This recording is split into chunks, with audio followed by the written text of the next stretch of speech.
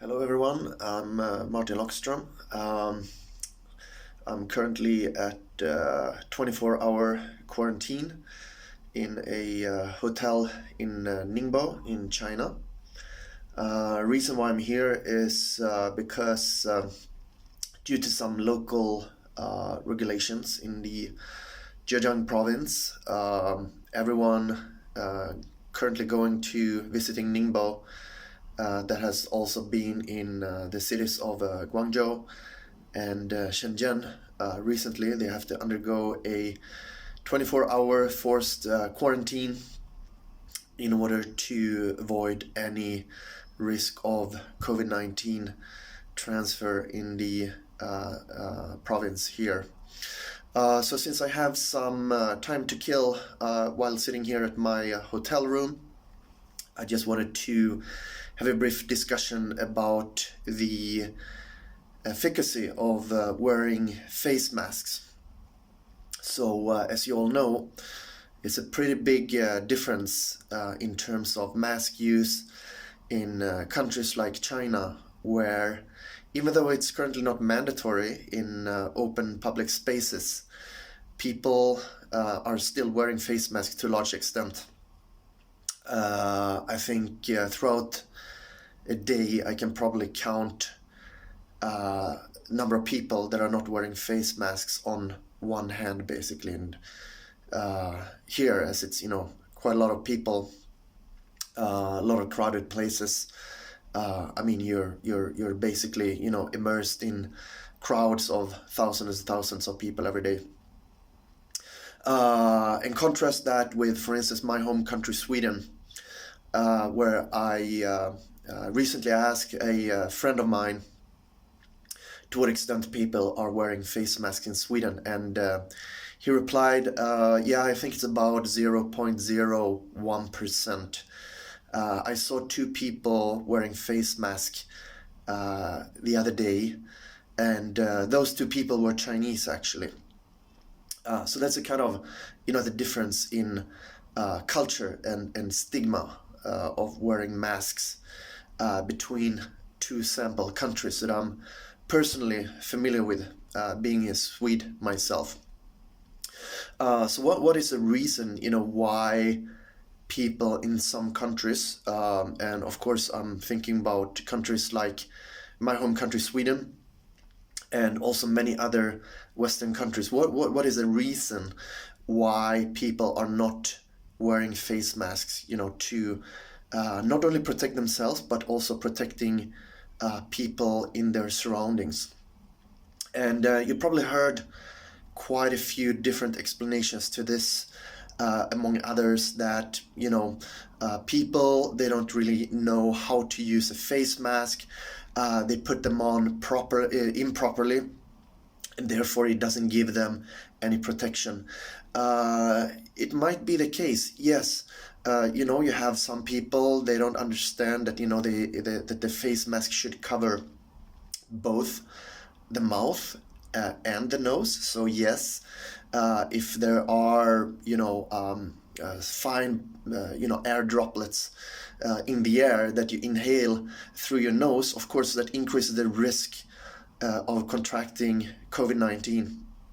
But on the other hand, if such a person would wear it in that incorrect fashion, that person still protect other people in his or her surroundings by preventing he or she, from spreading air droplets when sneezing, because you sneeze through your mouth, you don't sneeze through your nose. So that's one thing where this argument doesn't hold. Another reason that we also commonly hear is, we have, for example, government officials in Sweden, I don't even have to mention them by name, saying that no, we cannot recommend wearing face masks because there's no scientific evidence available indicating that they do work. Well, first of all, nowadays there is plenty of evidence. There's, for instance, a paper in in the scientific journal Nature, which showed the effectiveness of wearing face masks. So now there is a growing body of scientific evidence showing that they do work. But nevertheless, in absence, so what I would like to point out here as well, that it's somehow there's a notion that absence of evidence equates evidence of absence, which is also not the case. That's utterly incorrect. But what I'm also questioning, among everyday people is, where is logic and common sense today? Why aren't people really thinking, for themselves, like, do masks really work? If I think about it logically. So, in order to, really debunk this myth that face masks somehow wouldn't work, how difficult can it be, if you have an IQ exceeding 50? So I'd like to, illustrate that through a very, very simple experiment, which requires neither a high degree of intelligence.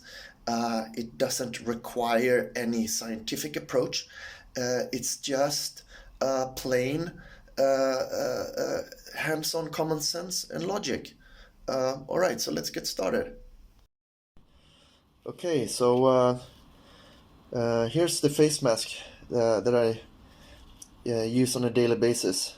It's a cheap 3-ply mask, black color. I like black color instead of the blue. Make me look less of a medical worker. 3-ply, cheap, bought at the local convenience store.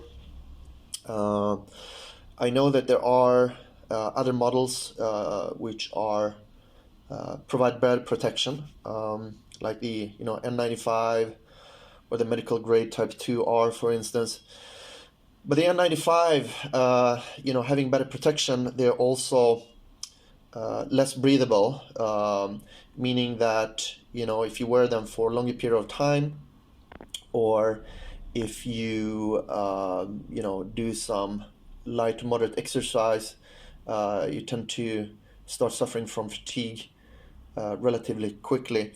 So I prefer have something which might have a little bit lower effectiveness, but at least I can keep it on for extended period of times, without feeling fatigue and so on. And this is one of the other misconceptions that many people hold, that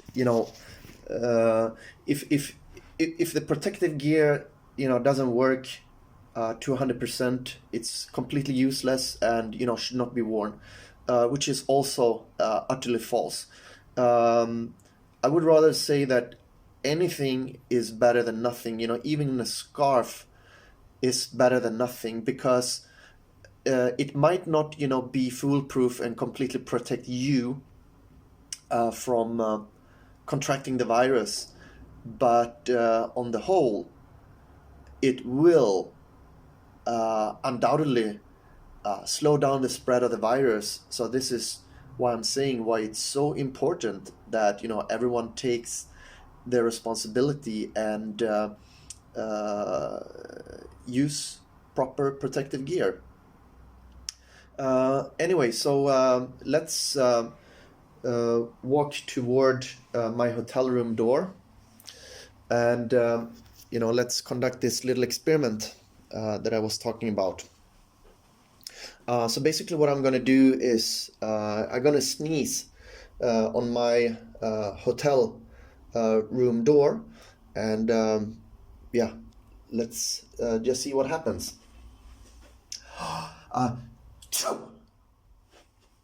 Okay, let's see here.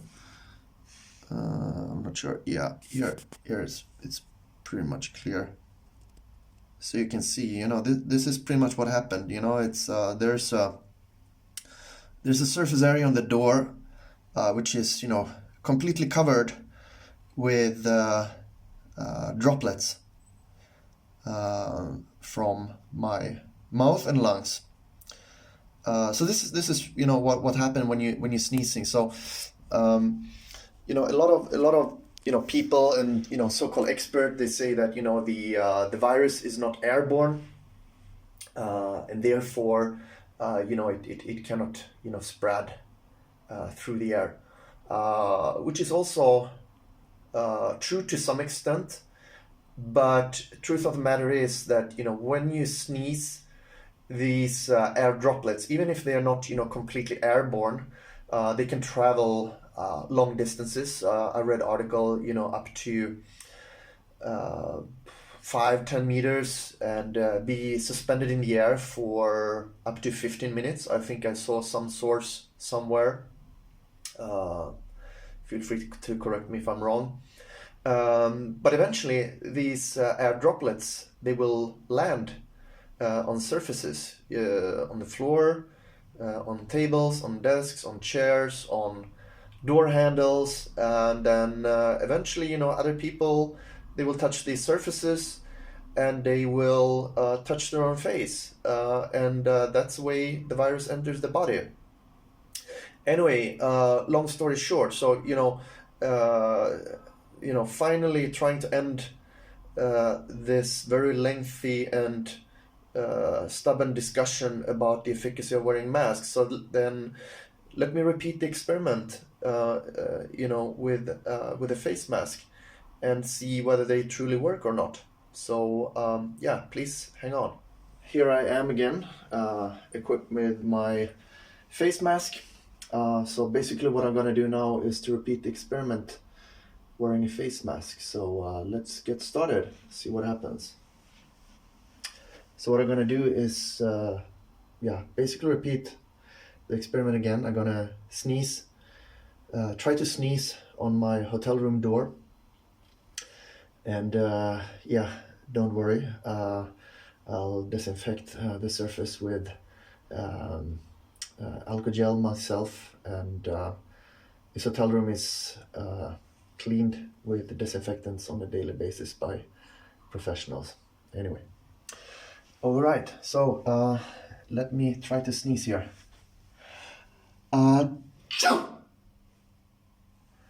Okay, let's see the result this time around. I tried to pick a spot without any scratches or otherwise dirt, and I think you can see the result by yourself. At least I cannot see a single droplet.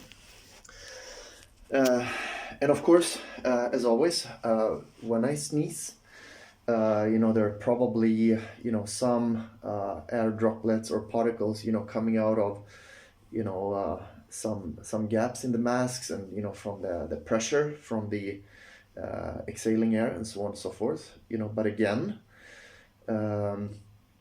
the spread of the virus, the probability is not binary. It's not 0 and it's not 1. It's a range between 0 and 1, meaning that whatever we can do, and I mean whatever, anything, to reduce that probability of spreading the virus will help. Even though if you have a crappy mask, even though if you only have a scarf or coffee filter, even coffee filter is probably even quite good. Everything helps. Anything helps. So, dear folks, please keep that in mind. This is how difficult it is to prove the effectiveness of protective face masks. Looking at it, from a broader perspective, I don't even know, why I have to do this. To be perfectly honest, it should be enough with people using their own logic and common sense to prove this point. And If you don't believe me, by all means, go ahead and repeat this experiment by yourself.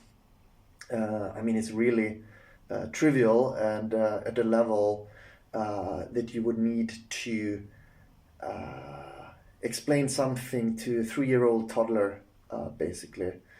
So having said that, I just want to conclude this discussion and